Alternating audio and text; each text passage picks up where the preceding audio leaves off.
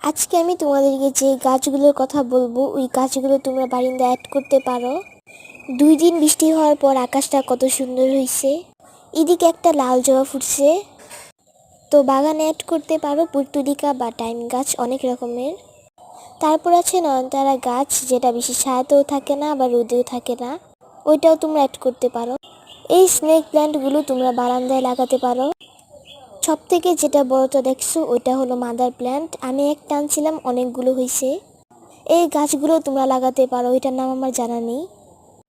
এইদিকে স্পাইডারম্যান গাছগুলোকে দেখো, মুরগি ছাদে এসে কি করছে। তোমরা অনেক রকমের স্নেক প্ল্যান্ট গাছ লাগাতে পারো। এই পাতাবাহার গাছটাও তোমরা লাগাতে পারবে। আমি ছোট্ট একটা ডাল আনছিলাম, ওইটা থেকে এতগুলো ডাল হয়েছে। তারপর আছে স্যাকুলেন গাছ, এটাও তোমরা বারান্দায় লাগাতে পারবে, এটার নাম আমার জানা নেই। তোমরা চাইলে এই গাছগুলো বারান্দায় অ্যাড করতে পারবা।